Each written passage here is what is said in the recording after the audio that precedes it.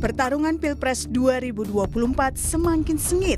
Masing-masing pasangan calon didukung oleh tokoh penting yang bahkan turun untuk berkampanye. Sebut saja Yusuf Kalla. Wakil Presiden 2 kali masa jabatan ini resmi mendukung Anies Muhaimin Iskandar di Pilpres 2024. Pilihan JK ini berbeda dengan partai asalnya, Golkar, yang mendukung Prabowo Gibran. Menurut JK, pasangan Anies Muhaimin dapat dipercaya. Dia juga bilang pemimpin harus tenang dan tidak boleh emosian. Ya, pemimpin harus tenang, harus mempunyai pikiran gagasan, jangan emosional. Karena persoalan bangsa ini banyak. Kalau tidak tenang mempunyai pikiran, harus mengambil keputusan yang baik. Tentu pemimpin itu jangan emosional. Sementara itu pasangan Prabowo Gibran didukung penuh oleh Presiden RI ke-6 Susilo Bambang Yudhoyono. SBY yang juga Ketua Majelis Tinggi Partai Demokrat bahkan menyebut rela turun gunung untuk berkampanye bersama. Dengan izin Allah, masa Pak Prabowo untuk memimpin kita semua adalah melalui Pilpres yang akan datang. For you, saya siap turun gunung.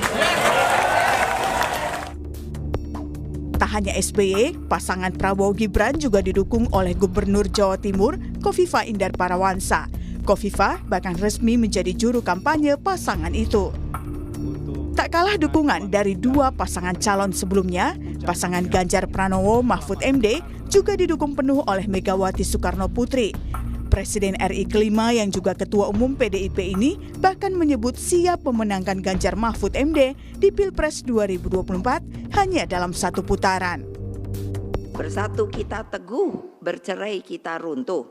Gelorakan rasa cinta pada banteng moncong putih nomor 3 dan Ganjar Mahfud MD nomor 3. Percayalah, sekali lagi kebenaran pasti menang. Satyam Eva Jayate.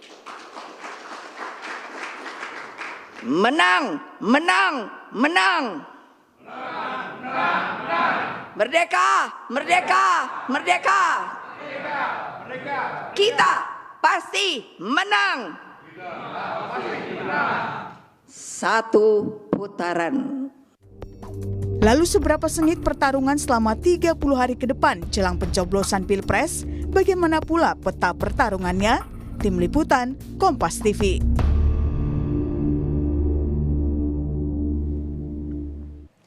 Pertarungan Pilpres 2024 semakin sengit. Masing-masing pasangan calon didukung oleh tokoh penting yang bahkan turun gunung katanya untuk berkampanye. Sebut saja Yusuf Kalla yang mendukung Anies Muhaimin. Lalu ada Susilo Bambang Yudhoyono yang mendukung Prabowo Gibran. Dan Megawati Soekarno Putri yang tentu saja mendukung Ganjar Mahfud. Lalu seperti apa peta pertarungan di sekitar 30 hari jelang pencoblosan? Kita akan bahas soal ini dengan sejumlah narasumber. Yang hadir di studio ada juru bicara tim pemenangan nasional Ganjar Mahfud, Ciko Hakim. Selamat pagi. Pagi. Lalu ada juga pakar komunikasi politik Universitas Islam Negeri Syarif Hidayatullah, Gun Herianto. Selamat pagi. Selamat pagi. Gun. Dan melalui sambungan virtual, sambungan Zoom ada juru bicara TPN Prabowo Gibran Wihadi Wianto dan koordinator KN. Dewan. Maksud saya TKN ya, Tim Kampanye Nasional Indonesia, ketukar-tukar nih. Tim Kampanye Nasional Prabowo Gibran Wihadi Wianto dan koordinator Dewan Pertimbangan Nasional Timnas Amin Anies Muhaimin Hermawi Taslim. Selamat pagi Bapak-bapak. Selamat pagi. Oke, saya ke Bung Ciko dulu. Kalau kemarin pesannya Bu Mega kan jelas nih ya, dimanapun lokasi perangnya harus siap gitu kira-kira. Nah ini kan kalau dilihat lawan politik juga kandidat lain punya orang-orang penting di balik itu. Anda melihat peta politiknya Mas Ganjar dan juga Pak Mahfud, melihat juga tokoh-tokoh penting di balik semua kandidat seperti apa saat ini? Satu hal ya, bahwa kami tetap tentunya semua partai politik, semua kandidat, baik itu kita bicara capres, cawapres maupun caleg misalnya, selalu kan mendekati elit, selalu ingin ada elit-elit dan tokoh-tokoh yang mendukung mereka di setiap daerah di tempat mereka berkampanye dan lain-lain, mencari suara dan lain-lain. Tapi pada prinsipnya yang nomor satu adalah tetap capres dan cawapresnya, karena yang ada di kertas suara kan mereka. Betul. Jadi tetap kami justru memang gencar untuk mendekati elit-elit, tetapi kembali lagi yang kami lebih gencar lakukan lagi adalah memperkenalkan capres dan cawapres kita sebagai sosok yang utuh ya, karakter, kepemimpinan maupun juga visi misi dan programnya, rekam jejaknya dan lain-lain. Itu yang menjadi yang utama bagi kami. Tetapi kita juga melihat memang yang baru-baru terjadi ini kan Bu Khofifah ada di Jawa Timur ya kan, Emil Dardak. Itu justru yang bikin rame. Itu yang bikin rame. Nah, tapi gini, kembali lagi. Saya selalu mengatakan siapapun tokoh itu, siapapun termasuk kita bicara soal juru bicara lah misalnya, orang-orang yang mengkampanyekan capres maupun cawapres, itu kan seharusnya sosok-sosok dan yang punya karakter yang dekat dengan capres dan cawapresnya gitu. Nah, kemarin saya berada di stasiun TV lain, saya berbicara soal Mbak Khofifah dan Mas Emil gitu. Ini kok cocoknya dukungnya Ganjar dan Mahfud. Kenapa gitu. alasannya gitu? Lain, karakternya lain. Karakternya gitu. lain. Orang-orang yang begitu dekat dengan rakyat, dengan program-program yang begitu menyentuh rakyat.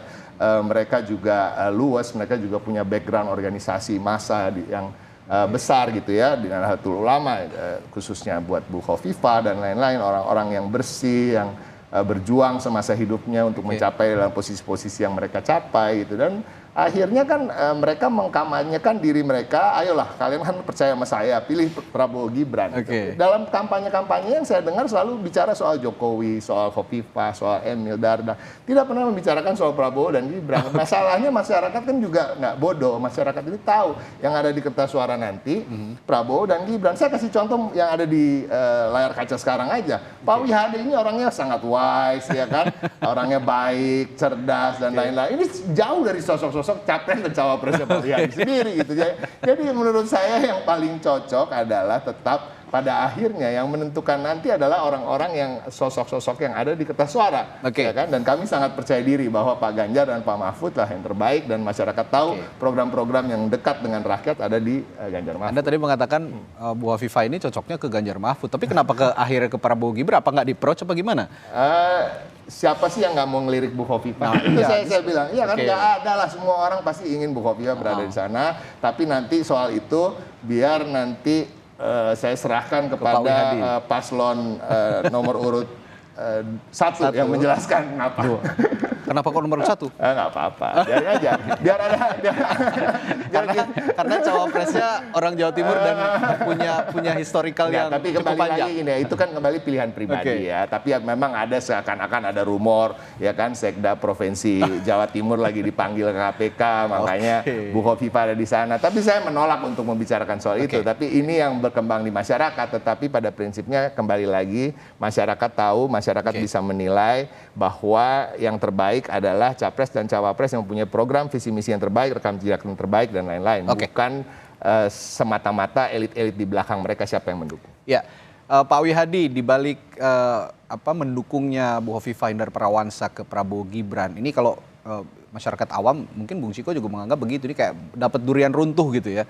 Tapi bukan hanya Bu Khofifah kan sebenarnya punya banyak tokoh penting juga Prabowo Gibran di belakang. Tapi kita secara khusus bahas Bu Khofifah.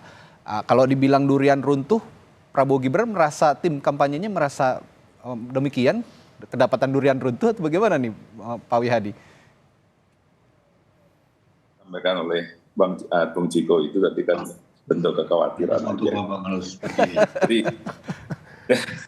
Jadi kalau saya melihat bahwa Bu Khofifah, kemudian Pak SBY, semuanya juga memperhatikan track record Pak Prabowo dan juga Mas Gibran. Jadi saya kira Pak Prabowo ini track recordnya mungkin lama juga, mulai dari berkarya di PNI, terus kemudian bagaimana 2 kali juga ikut pilpres dan bagaimana kecintaan Pak Prabowo terhadap negara ini.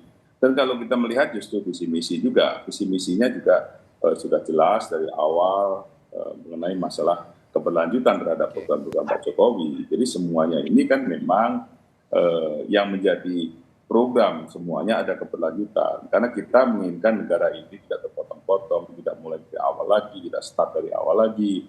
Kita ingin bahwa keberlanjutan yang dilakukan oleh Pak Jokowi ini ada keberlanjutan. Nah ini semuanya kita melihat bahwa kita sudah merasakan selama 10 tahun dengan Pak Jokowi. Saya kira program-program Pak Jokowi ini perlu dilanjutkan. Nah disinilah mungkin tokoh-tokoh ini kemudian melihat bahwa kedepannya Indonesia ini harus lepas daripada kembali ke awal, kemudian dipotong lagi rezim berganti, semua berganti lagi. dengan mengatakan perubahan, dengan mengatakan ini tidak benar.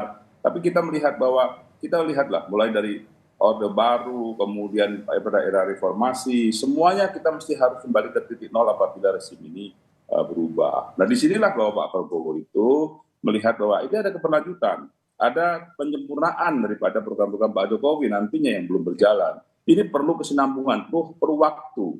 Nah jadi saya kira ini semuanya kita melihat bahwa siapa yang berkomitmen untuk melanjutkan program-program Pak Prabowo, Pak Jokowi. Nah disinilah kita melihat bahwa Pak Prabowo dan Mas Gibran itu semua tokoh juga melihat bahwa kenapa mereka mendukung, beliau-beliau ini mendukung Pak Prabowo dan Mas Gibran, karena menginginkan bahwa Indonesia ini untuk menuju Indonesia 2045 itu Indonesia emas, perlu keberlanjutan dan penyempurnaan daripada program-program Pak Jokowi. Jadi sini saya kira kalau kita dikatakan kenapa Pak Jokowi lagi, memang titik awalnya adalah Pak Jokowi.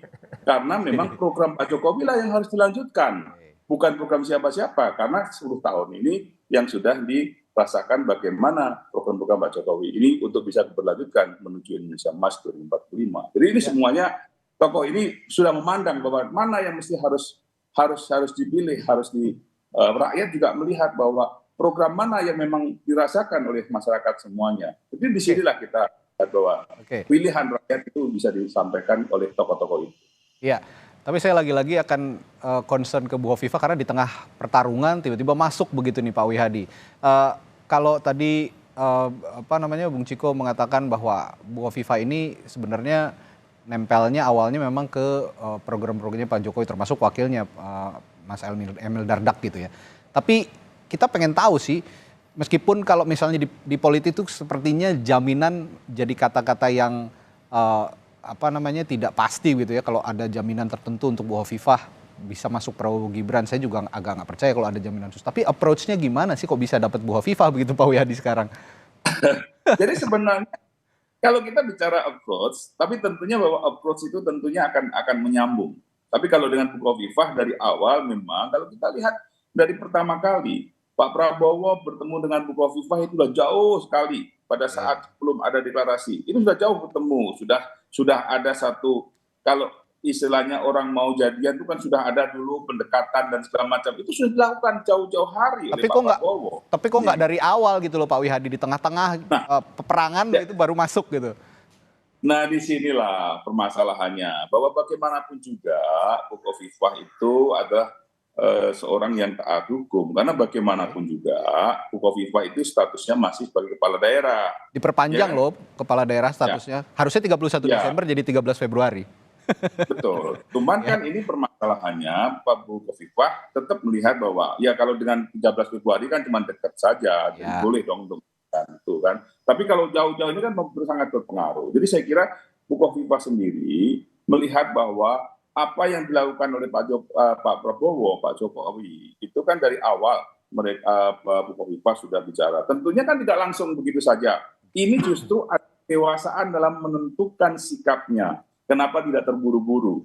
Nah inilah ditunjukkan oleh Bu Hovifah. Jadi Bu Hovifah juga tidak sembrono juga, ya kan? Jadi ini benar-benar dilihat siapa memang yang akan memberikan kebaikan kepada rakyat ini. Sehingga Bu Hovifah menentukannya di akhir daripada atau di tengah-tengah peperangan istilahnya sekarang ini, melihat bahwa ini adalah memang yang paling tepat memang mendukung Pak Prabowo dan Mas Gibran. Dan jadi ini saya kira sudah tidak langsung begitu saja, tapi ini udah lama gitu kan. Sudah lama. Ya, saya ke Pak Hermawi. Pak Hermawi, tadi Bung Ciko juga sempat nyinggung ada apa nih sebenarnya kalau ngomong Bu Hovifah sama nomor 1 nih, saya juga penasaran nih jadinya. Ada Pak sebenarnya ketika Gus Muhaimin juga mengatakan bahwa sepertinya agak sentimental begitu menjawabnya bahwa nggak akan berpengaruh lah dengan adanya Hovifah di Jawa Timur, juga saya punya basis yang kuat begitu dan Anies Muhaimin akan tetap bisa menguasai Jawa Timur dengan percaya dirinya gitu ya, Gus Muhaimin mengatakan itu. Nah, sejarah historikal yang panjang antara PKB, Gus Muhaimin dan Hovifah ini apakah juga diperhitungkan dalam pertarungan Pilpres, Pak Hermawi? Iya, yang pertama saya coba tidak berbicara tentang personal karena pemilihan umum ini tidak ditentukan oleh person-person. Kita semua saling mengenal orang-orang yang sekarang ada di belakang 01, 02, dan 03. Masing-masing punya reputasi sendiri. Saya juga mengenal Kofifa sejak tahun 1993, sama-sama studi di UI. Tapi bukan itu poinnya. Oke. Seperti yang barusan kita dengar dari Pak Wihadi, sebenarnya yang capres ini siapa? Pak Jokowi atau Pak Prabowo? Karena tadi Pak Wihadi juga lebih banyak berbicara tentang Pak Jokowi daripada Pak Prabowo. Itu poin yang pertama. Yang kedua, kalau kita lihat tren, ini kan 01 terus menaik ini. Dari survei ke survei, walaupun banyak survei sekarang yang diragukan kredibilitasnya, yang diragukan reputasinya, tetapi kami juga secara internal punya survei sendiri, memang lebih kurang seperti itu. Nah, masing-masing paslon tentu ingin memenangkan pertarungan ini dengan menampilkan tokoh-tokoh besar. Pak JK 2 hari yang lalu di Jawa Timur itu konsolidasi khususnya di kalangan Nahdlatul Ulama, jangan lupa karena beliau juga lama jadi Mustasar NU. Jadi semua ini punya rekam jejak yang baik, ya. Tadi semua sudah dijelaskan, dan bagi kami ini biasa saja. Oleh karena itu tidak usah kita coba mengurangi bicara tentang hal-hal yang sifatnya personal. Pilpres ini jauh lebih besar daripada orang per orang, ya. Kofifa atau siapapun bagi kita itu biasa saja. Yang dikatakan oleh Pak Muhaimin berbicara sebagai orang Jawa Timur, yang dia lahir dan besar juga di sana, jadi dia juga mengerti. Dia juga cucu cicit pendiri NU, jadi masing-masing punya reputasi. Nah, bagi kami itu biasa saja. Yang penting kita lalui semua tahapan ini untuk menjadikan pemilu 2024 ini sebagai pemilu yang paling bermartabat, terhormat, terhindar dari kecurangan. Jujur dan adil itu tidak di atas kertas. Jujur dan adil itu harus nyata. Ini momentum kita untuk memberi pelajaran yang berharga buat masyarakat. Rakyat pintar, mereka cerdas melakukan perlawanan dengan cara-caranya sendiri. Yang paling penting buat kita bertiga ini adalah pemilu ini harus menjadi pemilu yang terbaik. Hasilnya itu tidak diragukan kredibilitasnya. Jadi harus dihindari segala macam bentuk kecurangan dan menghalalkan segala cara. Kami sudah mengalami berbagai macam sejak deklarasi Anies oleh Partai Nasdem 2 Oktober. 3 Oktober 2022 kami membawa Anies dari Aceh sampai Papua. Itu berbagai tantangan kita hadapi saja. Kita anggap itu vitamin. Karena memang antara di atas dan di bawah kan berbeda-beda. Pernyataan di atas dengan implementasi di bawah berbeda-beda. Tetapi jangan berlebihan, jangan keterlaluan. Karena batas kesabaran rakyat juga ada. Saya kira begitu. Pak Hermawi, Anda mengatakan bahwa buat Timnas Amin sebenarnya tokoh-tokoh ini tidak terlalu penting, tapi yang penting itu adalah memang sosok capres-cawapresnya yang bisa membawa ya kalau Amin mengatakan perubahan begitu ya untuk bangsa dan negara. Tapi begini Pak Hermawi, masalahnya masyarakat kita juga masih melihat sosok begitu kadang-kadang. Ini penting juga bahwa misalnya benar masyarakat kita masih melihat sosok tapi gitu, yang ada. Termasuk Pak Yusuf Kalla kemarin kan juga masyarakat begitu Pak Yusuf Kalla datang ke Jawa Timur. Jangan lupa makin lama dari pemilu rakyat semakin cerdas. Sosok penting, tetapi visi misi kesatuan pandang sebagai Indonesia yang utuh itu jauh lebih penting. Apa artinya menang pemilu dengan segala kecurangan misalnya? Apa artinya menang pemilu kalau rakyat akhirnya berkelahi di bawah? Kita masih ingat 5 tahun yang lalu bagaimana ada paslon yang mengkapitalisasikan agama yang sampai sekarang efeknya kita masih rasakan. Baik, saya ke Kang Gun-Gun. Kang, kalau kata Pak Hermawi sosok juga tidak terlalu penting, tapi ya punya peran juga yang sangat baik begitu untuk mengedukasi masyarakat, termasuk juga untuk menarik minat masyarakat memilih salah satu kandidat begitu. Nah, kira-kira dari dibalik sosok-sosok ini, saya lihat kalau Pak Ganjar Mahfud kan sudah barang tentu ya Bu Mega berada di balik itu yang paling besar. Lalu juga Anies Muhaimin, sosok besarnya adalah Pak Yusuf Kalla. Nah, sosoknya Prabowo Gibran ini kemarin juga sempat dikait-kaitkan dengan Pak Jokowi. Dan tadi Pak Hermawi juga menyinggung bahwa ini capresnya siapa sih, Pak Jokowi atau Prabowo gitu ya, karena sangat lekat sekali mengait-ngaitkan dengan Pak Jokowi. Kalau Anda melihat memang mungkin begitu. Pertarungannya, saya sini. Ya, sebentar saya kasih kesempatan dulu, Ya. Pak. Saya kesempatan dulu ke Pak Kang Gun. Ya. Nah, sosok-sosok ini Anda melihat, Kang Gun, bagaimana bisa meyakinkan masyarakat juga untuk memilih kandidat di Pilpres nanti? Iya, ini kan namanya strategi kekuatan rujukan atau reference power ya dalam persuasi, terutama di basis teritorial.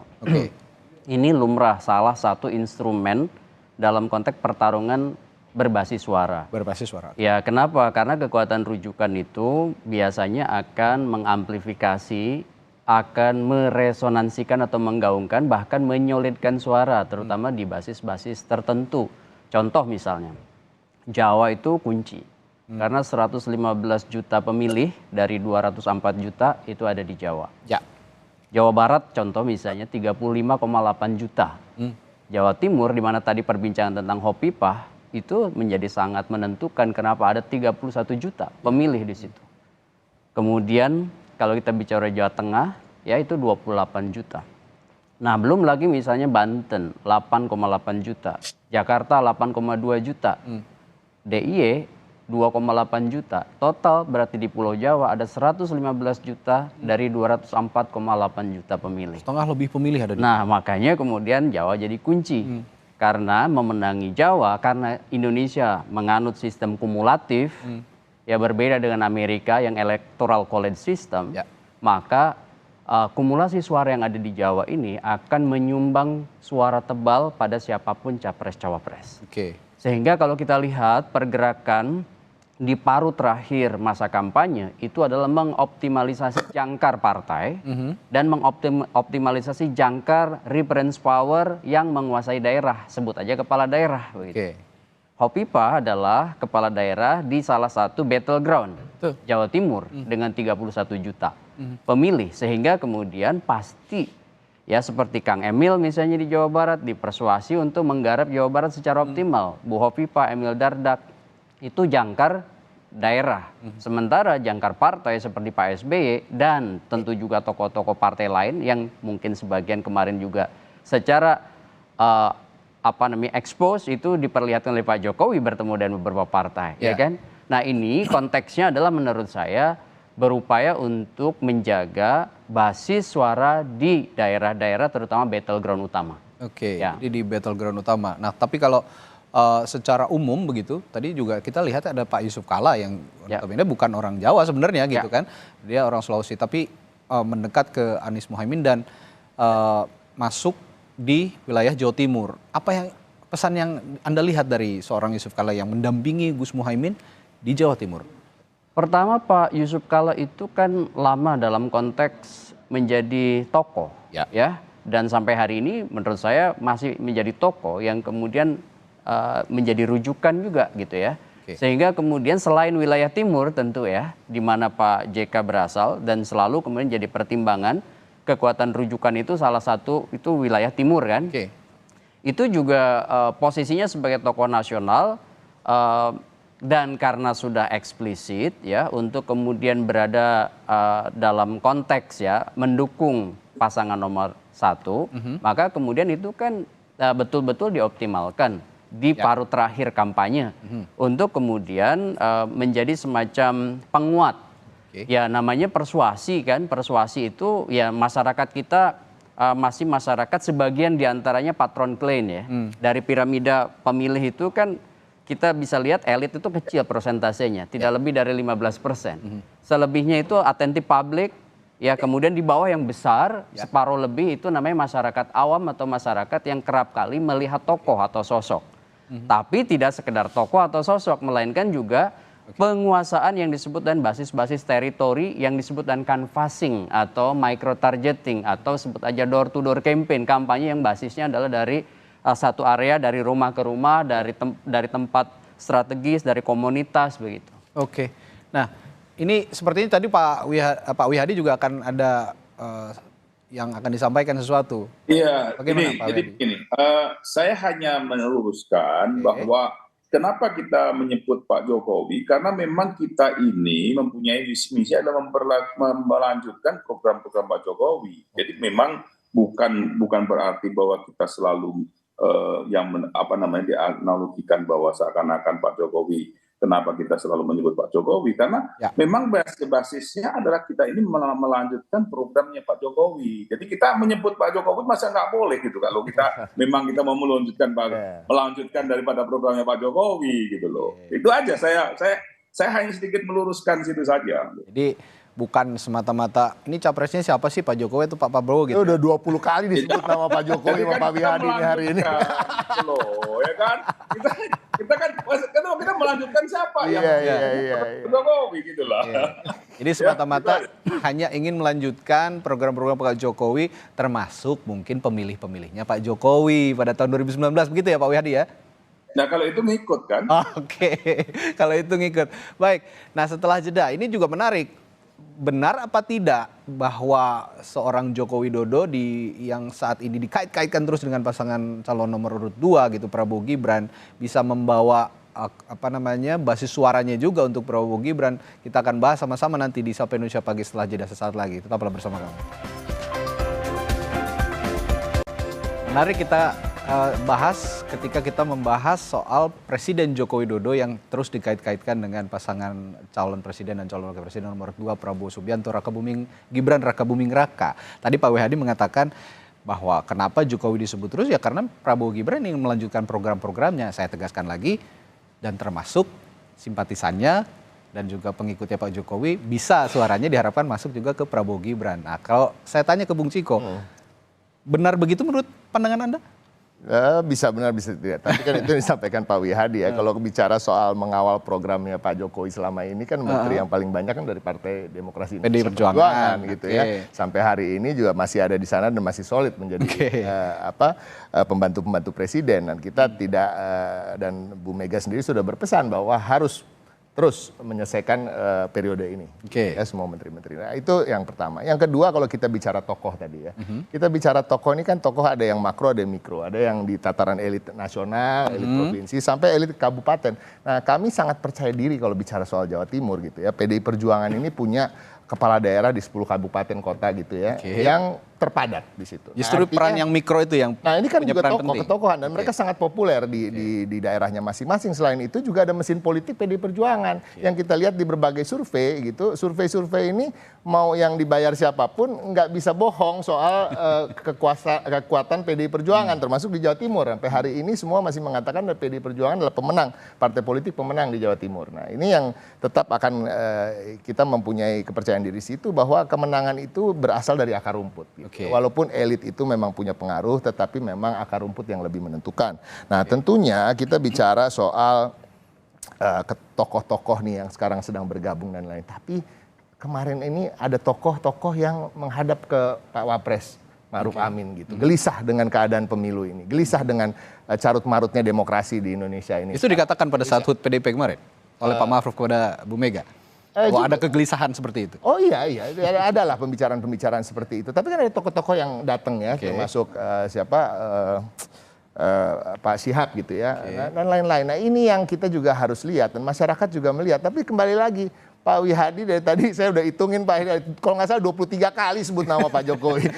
Nama Pak Prabowo-nya cuma sedikit. Nah ini yang juga masyarakat bisa melihat bahwa karakter kepemimpinan itu nggak bisa begitu aja diturunkan, ya kan? Bahkan seorang Gibran pun bukan bapaknya, karena mereka berangkat dari keluarga yang berbeda. Kalau kita mau jujur, ya kan, Pak Jokowi ini pernah tinggal di bantaran sungai, ya kan, pernah hidup melarat, ya kan, berjuang untuk mencapai apa yang dia capai. Gibran ini kan dari lahir udah jadi anak pengusaha mebel kaya, udah jadi anak presiden dan lain-lain. Dia tidak dekat dengan rakyat dan lain-lain. Begitu juga Pak Prabowo dengan segala pengalamannya, with all due respect gitu ya, tapi kan dia juga mantunya presiden dan lain-lain. Nah ini terlihat ketika debat kemarin Pak Prabowo itu sudah lama tidak bisa dibilangin sama orang, udah lama nggak bisa di-feeding oleh tim, sehingga apa yang ada di pikirannya itu dia merasa dia yang paling benar. Akhirnya dia berhenti belajar soal Kementerian Pertahanan di tahun 90-an gitu, sehingga tidak keluar gitu kecakapan beliau yang dibutuhkan masyarakat. Tapi itu yang dilihat masyarakat. Masyarakat tetap akan melihat sosok-sosok presiden maupun wakil presiden, bukan sosok-sosok di balik itu. Tetap penting, tetapi nomor satu adalah mereka-mereka yang ada di kertas suara. Oke, mereka-mereka yang ada di kertas suara. Tadi juga Pak Wihadi mengemukakan seperti itu.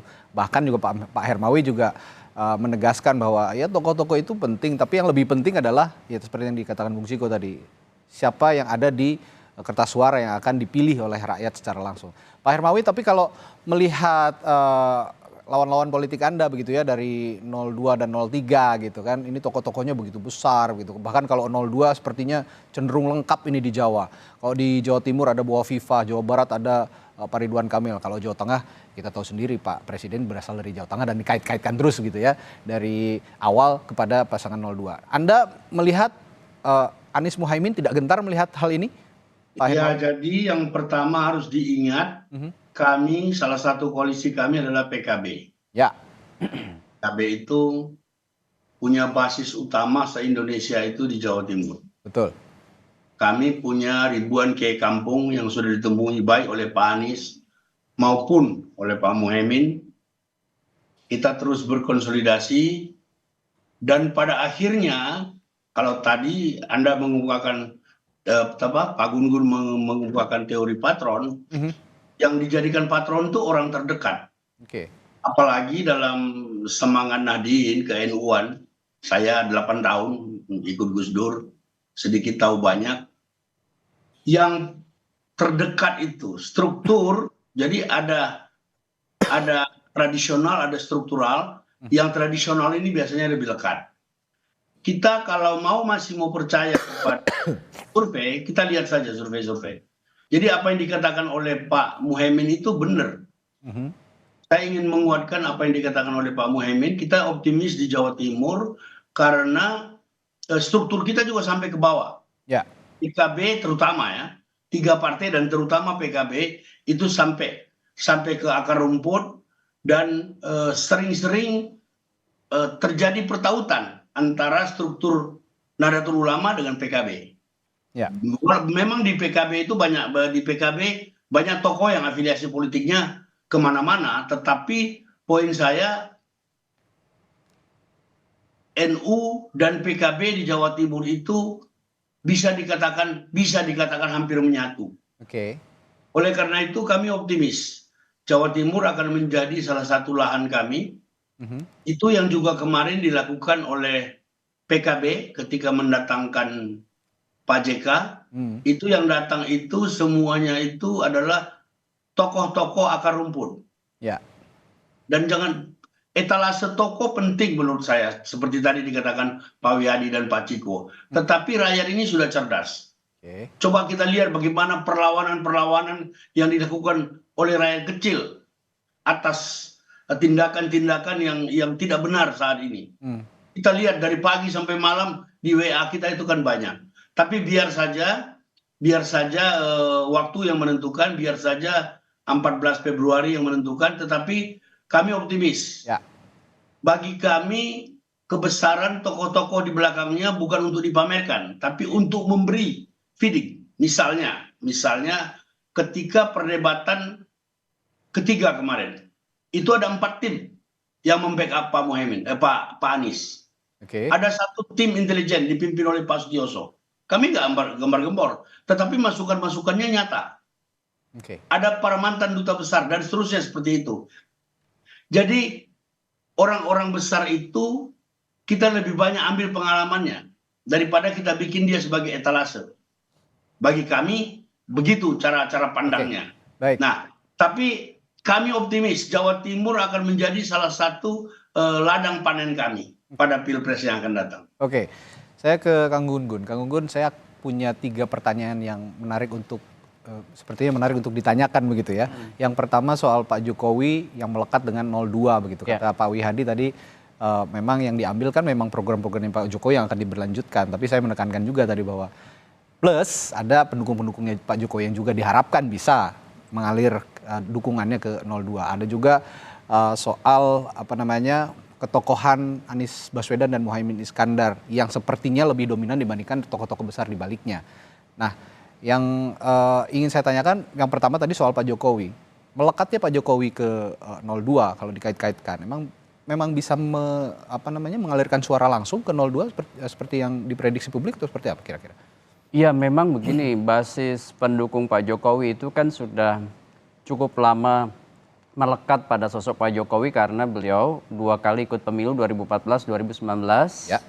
Dengan kemudian ada namanya reinforcement atau peneguhan dengan model kinerja yang approval ratingnya masih tinggi begitu ya. Dan itu menurut saya memang punya potensi untuk kemudian dipersuasi ada namanya migrasi atau shifting dari Jokowi ke sosok lain kan begitu. Makanya dari awal kan Pak Jokowi saya lihat meskipun tidak eksplisit namanya CPM, Communication of Privacy Management. Beliau kan tidak mengeksplisitkan tapi gesturnya. Kemudian lokasi, kemudian juga berbagai simbol-simbol komunikasi kan mengarah memang ke 02 gitu kira. Nah, ini tentu harapannya ada semacam migrasi tadi pemilih terutama dari pendukung Pak Jokowi untuk masuk ke pendukung salah satu pasangan yang bertarung di 2024, sebut saja 02.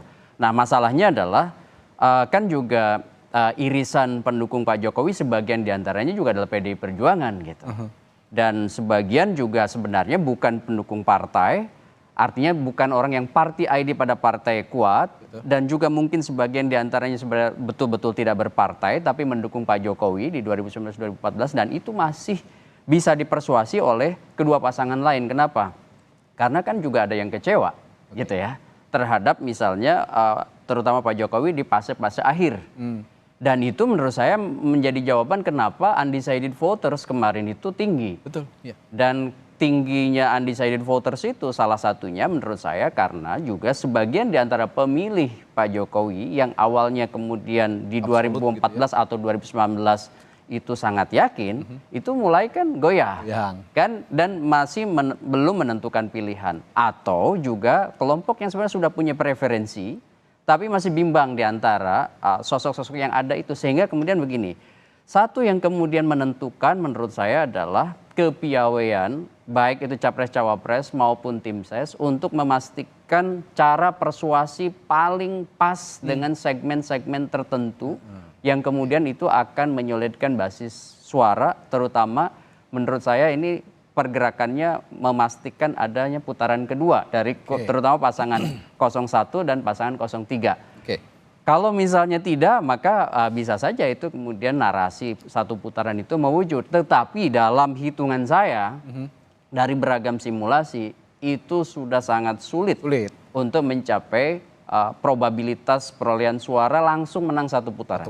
Gitu. Oke, nah tadi juga saya sempat menyinggung soal sosok Anies Muhaimin, terutama Anies Baswedan sepertinya yang mencitrakan diri lebih tinggi begitu daripada tokoh-tokoh yang ada di baliknya, termasuk Pak Yusuf Kalla dan Pak Surya Paloh di belakang Anies Muhaimin ada di situ juga. Termasuk saya ingin juga menanyakan tokoh Nahdlatul Ulama yang ada di Indonesia, terutama di Pulau Jawa. Ini kan tadi juga Bu Hovifah itu Nahdlatul Ulama, Muhaimin Iskandar juga lekat dengan Nahdlatul Ulama dan lain-lain begitu. Siapa sebenarnya yang paling punya pengaruh kuat tokoh Nahdlatul Ulama ini untuk masing-masing kandidat? Termasuk tadi saya tanyakan soal citra Anies Baswedan yang lebih lebih tinggi sepertinya dibandingkan tokoh-tokoh di baliknya, Mas Gun.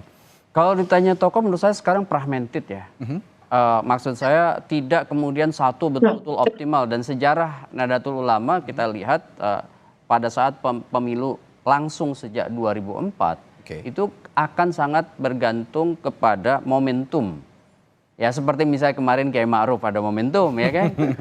Tokoh NU juga. Meskipun misalnya ketua PBNU menjadi wakil waktu itu juga ketika momentumnya tidak dapat ya itu juga tidak kemudian betul-betul bisa dioptimalkan. Sekarang satu momentum, yang kedua adalah memastikan jejaring kulturalnya juga dapat gitu. Karena kalau misalnya sekedar struktural tetapi tidak kemudian secara kultural itu kemudian punya komunikasi intens, itu juga repot gitu ya. Suara hanya akan ada dalam konteks narasi kampanye tetapi tidak punya imbas di wilayah atau di teritori. Kalau soal Anies Baswedan tadi? Ya, Anies Baswedan maupun Caimin menurut saya juga pergerakan ketokohan kan bagaimanapun Caimin kan memang suara tebalnya ada di kelompok santri, kan begitu. Betul. Kemudian kalau kita lihat Pak Anies Baswedan bukan tokoh partai, ya kan, dia lahir dari subkultur intelektual. Itu gitu yang menyebabkan Anies Baswedan juga sepertinya lebih menonjol dibandingkan makanya tokoh-tokoh partai di kekuatannya itu memang pada persona dirinya, ya kan, persona dirinya, dan itu kemudian ketika diambil oleh partai, sebut aja Nasdem, maka harus ada dua perpaduan nih. Satu, Pak Anies mengambil ceruk-ceruk baru di luar basis kekuatan partai. Kemudian partai mengoptimalisasi strukturnya, jangan sampai kemudian resminya ke sini tapi akar rumputnya kemana, kan begitu. Oke, saya akan ke Pak Wihadi. Ini biar nggak dibilang nyebut Pak Jokowi yang ke-24 kalinya, Bang Ciko. Saya akan Coba kita dengar. Saya akan menanyakan kekuatannya Pak Prabowo saat ini yang bisa dijual begitu kepada publik, termasuk juga Mas Gibran karena melekat ya. Ini duit tunggal lah kalau ngomongin capres cawapres. Supaya tidak dilekat-lekatkan lagi dengan Pak Jokowi, tapi meskipun memang menjalankan atau melanjutkan programnya Pak Jokowi. Yang ingin dijual dari Pak Prabowo saat ini dan Mas Gibran, kira-kira Pak Wihadi? Jadi begini, kalau kita bicara Pak Prabowo, Pak Prabowo ini sudah mempunyai track record yang sudah semua tahu karena mungkin 2 kali juga sudah maju sebagai capres. Dan saya kira program-program yang ada pada saat ini, Pak Prabowo juga sudah mempunyai visi misi yang jelas dari awal, dan juga Pak Prabowo ini sebagai Menteri Pertahanan yang sebenarnya kalau kita melihat dari debat kemarin, ya kan, itu adalah beberapa pertanyaan-pertanyaan yang sebenarnya tidak bisa berkembang karena memang itu tidak bisa disampaikan dengan waktu yang sesingkat itu oleh Pak Prabowo. Jadi saya kira Pak Prabowo sebagai menteri terbaik pada saat ini juga kan dari kita lihat beberapa rekor. Jadi kalau kita melihat ini, ketulusan Pak Prabowo itu sudah ditunjukkan bahwa Pak Prabowo ini adalah memang merupakan satu tokoh yang memimpin negara ini untuk keberlanjutan, kata-kata keberlanjutan, keberanian untuk melakukan ini. Karena program yang salah satunya yang menjadi program Pak Prabowo adalah masalah hilirisasi. Kalau kita bicara hilirisasi, Pak Prabowo itu jauh sebelumnya sudah membuat satu buku Paradok Indonesia. Di situ sebelum ada pada saat pemerintahan sekarang ini mengatakan hilirisasi, Pak Prabowo sudah memberikan pemikiran-pemikiran tentang bagaimana terjadinya hilirisasi dan bagaimana yang namanya sumber-sumber daya Indonesia ini jangan sampai keluar begitu saja, tetapi dimanfaatkan untuk masyarakat, untuk rakyat Indonesia. Jadi Pak Prabowo mempunyai visi ke depan bahwa Indonesia ini harus kuat, harus yang namanya mempunyai kemampuan sendiri karena kita ini adalah negara kaya dikatakan oleh Pak Prabowo. Dan ini selalu digaungkan dari awal, dari pencalonan Pak Prabowo yang pertama kali ya, kalau mungkin kita tahu Pak Prabowo mengatakan ada kebocoran, ada bagaimana negara ini jangan sampai menjual begitu saja hasil-hasil daripada resources di Indonesia ini begitu saja keluar, tetapi tidak bisa dimanfaatkan untuk seluruh rakyat Indonesia. Dan inilah adalah merupakan sesuatu concern Pak Prabowo mengenai masalah hilirisasi. Dan inilah yang kita lihat bahwa ke depannya kita sudah merasakan pada saat pemerintahan sekarang ini bahwa dengan hilirisasi itu ada kenaikan pada PDB, dan ini nantinya akan terus dilanjutkan Pak Prabowo untuk kepentingan bangsa dan negara ini. Ya, kalau saya lihat berarti narasinya begini ya, kira-kira 2019 konsisten tetap dibawa oleh Pak Prabowo di 2024 ditambah tadi narasi-narasi baru yang merepresentasikan bahwa Prabowo Gibran ini melanjutkan program Pak Jokowi dengan soal hilirisasi dan lain-lain. Bang Ciko, kalau ingin mencitrakan Pak Ganjar dan Pak Mahfud begitu di luar tokoh-tokoh di belakang yang hebat juga gitu, yang ingin dijual dari Pak Ganjar ya kan seorang sosok muda begitu, Pak Mahfud yang punya track record luar biasa, yudikatif, eksekutif, dan legislatif. Selain itu ada lagi? Tapi saya ingin menimpali dulu apa yang dikatakan Pak Wihadi tadi soal hilirisasi. Saya rasa no person in the right mind, no candidate in the right mind akan menolak hilirisasi. Ini satu-satunya program yang disebut ini yang juga saya yakin disetujui oleh Anies Baswedan gitu. Semuanya pasti ingin sumber daya kita tidak dijual mentah-mentah langsung, pasti ingin diolah karena ada penyerapan tenaga kerja di situ dan lain-lain. Nah ini justru menurut saya yang sama dari 3 paslon tadi. Tapi coba dilihat dulu. Tidak ada satupun yang mengatakan ingin menjual bahan mentah ke luar negeri. Nah itu satu. Yang kedua kita harus jawab dulu. Saya katakan gini, bahwa yang namanya hilirisasi. Kita aja Pak Wihadi gimana? ya hilirisasi yang sekarang ini, kalau kita baca buku Pak Prabowo Paradoks Indonesia itu sudah menyantumkan mengenai masalah hilirisasi itu ada dalam Paradoks Indonesia. Jadi saya kira permasalahan hilirisasi itu Pak Prabowo sudah dari awal. Saya rasa hilirisasi itu udah ada sejak Pak Soekarno menjadi Presiden Republik Indonesia. Itu selalu menjadi cita-cita bangsa. Itu sesuatu hal yang umum saya rasa. Nggak ada kandidat yang akan berani mengatakan kita menolak hilirisasi. Nggak ada itu. Itu sesuatu hal yang umum. Ada juga yang sudah keluar mengatakan bahwa kalau menang hilirisasi akan akan di stop dan segala macam. Saya rasa nggak akan ada yang berani. Hilirisasinya plus katanya. Siapa yang menyatakan kalau menang akan menghentikan hilirisasi? Ini kita bicara ini Pak Hermawi juga punya perspektif seperti soal hilirisasi. Silakan Pak. Ditanya. Ya Pak Hermawi silakan punya perspektif sebelum saya tanya yang lain ini. Benar kata Ciko tadi. Sekarang pertanyaan saya kepada Pak Wihadi yang ingin diteruskan oleh Pak Prabowo itu pikiran orisinalnya yang ada dalam buku Paradoks itu atau melanjutkan Pak Jokowi. Ini kan sudah dari awal dikatakan mau melanjutkan Pak Jokowi. Kita ini 10 tahun loh pendukung. Kita ikut bertanggung jawab terhadap apa yang ada sekarang. Nasdem. Dan sampai sekarang kita komit. Kita diperlakukan seperti apapun, kita tetap komit karena kita sudah janji sama rakyat. Jadi justru saya sama Pak Hermawi yang loyal ya pendukung Pak Jokowi ya. Saya kembali ke pertanyaan tadi Bung Ciko, yang ingin dicitrakan dari Ganjar Mahfud selain yang sudah saya utarakan tadi. Kira-kira apa saja? Kita ingin mencitrakan apapun yang dekat dengan sosok yang sesungguhnya. Kita tidak mau mencitrakan hal-hal yang jauh dari sosok sesungguhnya. Jadi yang dikatakan Pak Ganjar adalah orang yang gesit, cekatan, lahir dari rakyat, berjuang dari bawah, ya kan? Pak Mahfud pun begitu ya. Dan Pak Mahfud sebagai pejuang keadilan yang paling notable selama era reformasi di Indonesia. Jadi kita bisa bilang dia tokoh hukum yang paling bisa diingat oleh masyarakat selama era reformasi. Pernah menjabat berbagai jabatan di tingkat pusat. Sementara Pak Ganjar sendiri pernah 2 kali menjadi gubernur Jawa Tengah dan berhasil mengurangi angka kemiskinan di Jawa Tengah, bahkan pengurangan itu tertinggi dibanding provinsi-provinsi lain. Jadi ada prestasi-prestasi yang terukur dan jelas. Kalau kita bicara soal Pak Prabowo tadi ya, mohon maaf nih, kalau kita bicara prestasi, bicara pengalaman, yes ada pengalaman. Tapi apakah Menteri terbaik loh kata Pak? Yes ada pengalaman, tapi apakah semua pengalaman berbuah prestasi itu patut dipertanyakan. Kita bicara soal Kementerian Pertahanan kalau dibilang menteri terbaik. Tunggu, menteri terbaik, tapi Pak Prabowo itu selain tidak menyampaikan apa-apa pada debat, tapi ketika dia menyampaikan sesuatu justru excuse ada COVID, ada tidak turunnya anggaran dari Bu Sri Mulyani. Artinya kan dia mengakui ada underperformance di Kementerian Pertahanan. Kalau tidak mengakui ada underperformance, dia tidak mungkin menyalahkan COVID dan Bu Sri Mulyani. Nah itu yang harus diingat, masyarakat pun melihat itu semua. Nah jadi, tetapi adalah situasi pada saat itu. Kalau kita COVID masalah enggak? COVID masalah enggak pada saat itu? Jangan kita menyalahkan, tapi kalau kita bicara COVID masalah enggak? Tapi di luar COVID dan di luar COVID dan perdebatannya sebenarnya tidak ada pencapaian yang dia sampaikan, itu yang jadi masalah. Perdebatannya Bapak-bapak. Pencapaian itu disampaikan oleh dia kan gampang membandingkan dirinya dengan Menhan sebelumnya misalnya. Bapak sebenarnya cara mengukur perdebatan seseorang. Pak Wihadi. Ya, sebenarnya perdebatan ini harusnya finish di ring tinju kemarin. Jadi jangan dibawa di luar ring tinju begitu. Ini sudah di luar ring tinju.